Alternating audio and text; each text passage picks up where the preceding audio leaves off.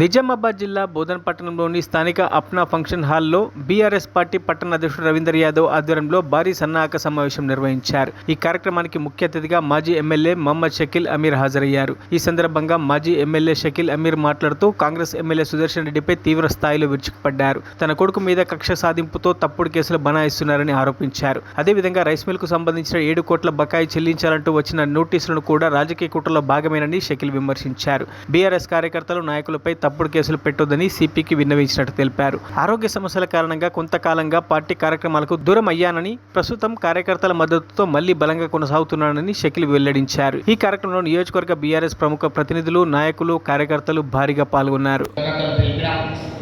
తర్వాత అనేక విధాల ఇబ్బందులు మీ అందరికీ తెలుసు. ఏమేమి జరిగినాయి, ఏ విధంగా నన్ను ఇబ్బంది పెట్టిండ్రు. ఈరోజు మీకు 2-3 మాటలు చెప్పదలుచుకున్నా. ప్రెస్ మిత్రులు కూడా చాలామంది ఉన్నారు. మళ్ళీ వారు కూడా ఎమ్మెల్యే 1000 కోట్లు, 2000 కోట్లు, 5000 కోట్లు తీసుకొని పారిపోయిండు, రైతుల పైసలు తీసుకొని పారిపోయిండు, 1,00,000 కోట్లు తీసుకున్నాడు, 50,000 కోట్లు తీసుకున్నారని ఎన్నో కథనాలు వచ్చినాయి. అన్నీ కొద్దిగా మేము చెప్తా దాని గురించి, అన్ని గురించి తెలియాలి కదా ప్రజలకు ఏమున్నదని. ఒకటి, నేను కేసులకు భయపడి కానీ ఇంకోటికి భయపడి కానీ రాలేదు అనే అనుకున్న వాళ్ళు మూర్ఖులు ఫస్ట్ ఆఫ్ ఆల్. సెకండ్లీ ఏంటంటే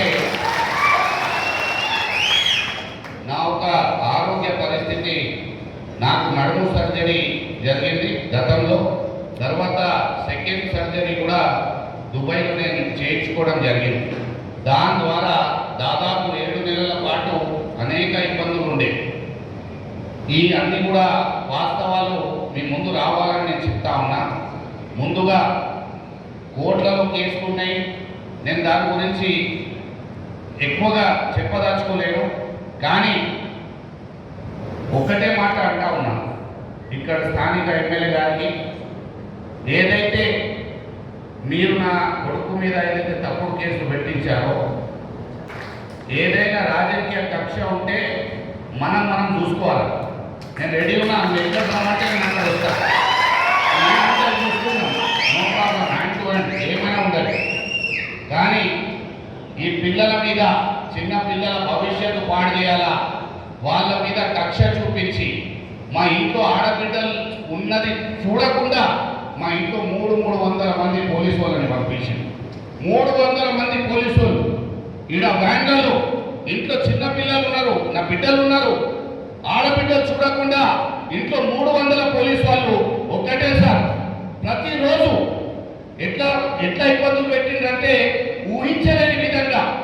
మీరు అసలు వింటే కూడా మీరు ఎవరైనా తలుచుకోవాలంటే ఇట్లా షేక్ అయిపోతాం.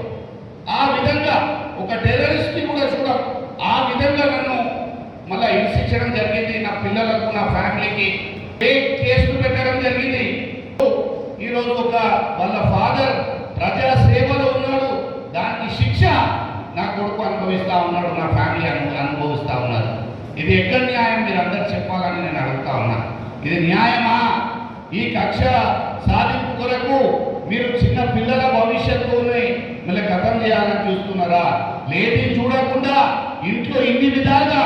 ఈరోజు నేను ఒకటే మాట అంటా ఉన్నా, ఆయన ఇంత నల్ల మనసు ఉందని, ఆయన మనసులో ఇట్లా ఉంది, చెడు ఉందని కనీసం నా తల్లి చనిపోతే మనం నిశ్చయించడానికి ఒక ఫోన్ కూడా చేయలేదు. అటువంటి నాయకుడు స్థానిక ఎమ్మెల్యే.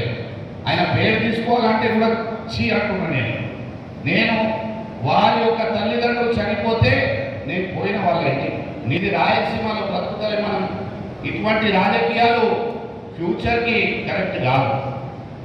10 సంవత్సరాల నా ఎమ్మెల్యే కాలంలో ఏ ఒక్కరికి ఇబ్బంది పెట్టకుండా కాంగ్రెస్ నాయకుడు కానీ, బీజేపీ నాయకుడు కానీ, తెలుగుదేశం నాయకుడు కానీ, సిపిఐ కమ్యూనిస్ట్ పార్టీ నాయకుడు కానీ కడుపులో పెట్టుకొని ఒక్క నిమిషంలో ఈ పని ఉందంటే ఏ పార్టీ పేరు అడగకుండా వారి పని అలా చేసి పెట్టడం జరిగింది.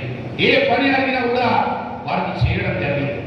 మీరే ఆలోచన చేయాలి. మీరు అందరూ ఉన్నారు, మీరు అనేక సందర్భాల్లో చెప్పిండ్రు కొంతమంది నాయకులు నాకు, అదే సార్ ఆయన ఆ పార్టీ సార్, ఆయన మాకు చాలా అగెనెస్ట్ చేసిండు. అగెనెస్ట్ చేయని ఏమైనా చేయని పోయి అలా పరిస్థితి మంచిగా లేదు. దవాఖానా ఉంది, బిడ్డ పెళ్లి ఉన్నది, చూసుకునే బాధ్యత మన మీద ఉంటుంది.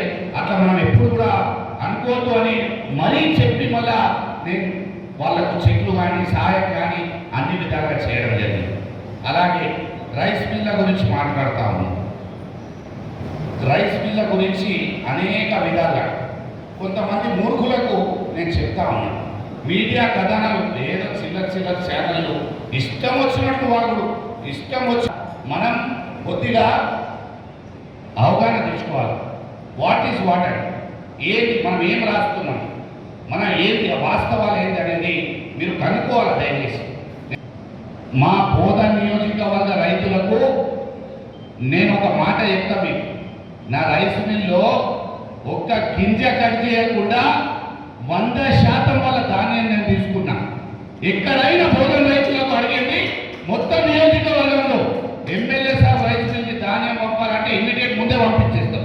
ఎందుకంటే ఒక్క గింజ కూడా రైతులది కట్ చేయకుండా వాళ్ళకు న్యాయం జరిగే విధంగా నేను లాస్ చేసుకున్నా కానీ వాళ్ళకు లాస్ కానియలే. ఎందుకంటే మా రైతులు ఉన్నారు, ఏ విధంగా కూడా వాళ్ళకు లాస్ జరగద్దు అని.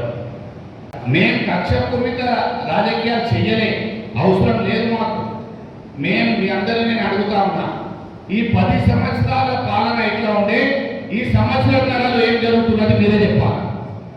10 సంవత్సరాలు ఏ విధంగా ఏ ప్రేమతోని బోధన్ నియోజకవర్గం సస్యశ్యామలంగా రైతులు పంటలు వేసుకుంటే రైతు ధాన్యం సొసైటీకి చేరంగానే 48 గంటల్లో మీ అకౌంట్లో పైసలు పడుతుండే.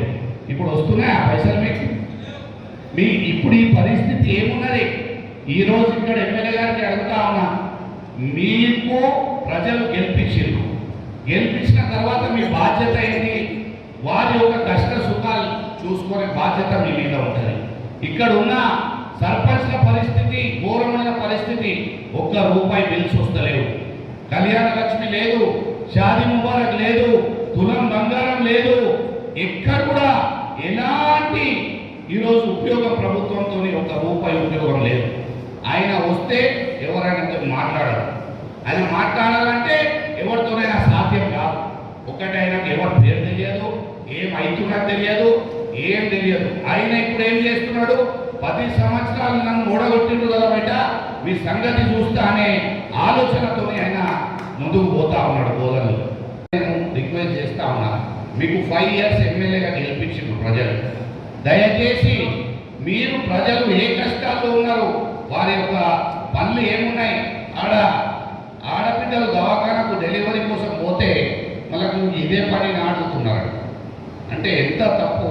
అటువంటి మాట డాక్టర్లు నర్సులు మాట్లాడడం అనేది ఎంత తప్పు మీరు ఒకసారి ఆలోచించాలి. మనం ఉంటే 250 డెలివరీలు నెలకు ఇక్కడ గవర్నమెంట్ దవాఖానలు చేయించాం. ఆడ ఈరోజు దిక్కు లేకుండా ఇటువంటి మాటలు మాట్లాడి అనేక విధాలుగా ఈరోజు కష్టంలో ఈరోజు ప్రజలు ఉన్నారు. మళ్ళీ ఆటో అన్నదమ్ముల సంగతి మా రవీంద్ర అన్న చెప్తుండ్రు. పాపం వాళ్ళు ఎక్కడ కాకుండా అయిపోయింది, బ్రతకాలి మొత్తం నాశనం అయిపోయింది, కథం అయిపోయింది, వాళ్ళ బ్రతక అట్లా అయిపోయింది. మళ్ళీ ఆ బస్సులో లేడీస్ ఒకరికొకరు కొట్టుకుంటా ఉన్నారు, బాక్సింగ్ నడుస్తున్నారు. ప్రతి బస్సులో చూస్తే బాక్సింగే, కూర్చోవాలంటే భయపడతా ఉన్నారు. అటువంటి పరిస్థితి ఉంది. ఏంటండి, ఏం రాజ్యం ఉన్నది, ఏం నడుస్తున్నది? ఒకసారి దయచేసి మీరు ఆలోచించాలి. నేను మీ అందరికీ ఒకటే విజ్ఞప్తి చేస్తా ఉన్నా, మనం ప్రజల కోసం మనం పోరాడదాం. మనం గతంలో చేసినాం, ఈరోజు కూడా ప్రజల పక్షాన మనం నిలబడి వాళ్ళకు న్యాయం చేసే విధంగా తప్పకుండా ఈ రోజు నుంచి నేను స్థానిక ఎమ్మెల్యే గారికి నేను హెచ్చరిస్తా ఉన్నా. ఎక్కడ కూడా స్పెషల్లీ పోలీస్ మిత్రులకు నేను ఒక మాట చెప్తా ఉన్నా, దయచేసి మీరు ప్రభుత్వం ఒత్తిడిలో వచ్చి మా కార్యకర్తల మీద ప్రతి గ్రామంలో తప్పుడు కేసులు పెడతా ఉన్నారు. ఇటువంటి రాజకీయాలు కరెక్ట్ కాదు. నేను నాయకులకు చెప్తా ఉన్నా, కాంగ్రెస్ పార్టీ యొక్క ఎమ్మెల్యే గారికి వారి యొక్క నాయకులకు చెప్తా ఉన్నా, మీరు ఇటువంటి తప్పుడు కేసులు పెట్టి మళ్ళా ఏదో విధంగా బాధ పెట్టడం చూస్తూ ఉన్నారు. మా కార్యకర్తలకు అనేక విధాలుగా ఇబ్బంది పెడతా ఉన్నారు.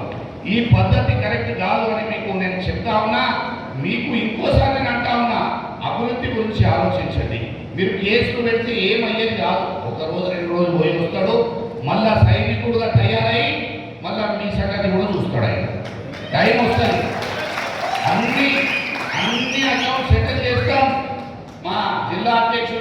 జీవన్ రెడ్డి గారు చెప్పిండ్రు, ప్రతి గ్రామంలో పింక్ బుక్ రాస్తున్నాం. ఏమేమి ఉన్నది కథ కార్ఖానా కానీ అన్నీ కూడా దాంట్లో ఉంటాయి. మరిన్ని అప్డేట్స్ కోసం మా ఛానల్ని సబ్స్క్రైబ్ చేయండి.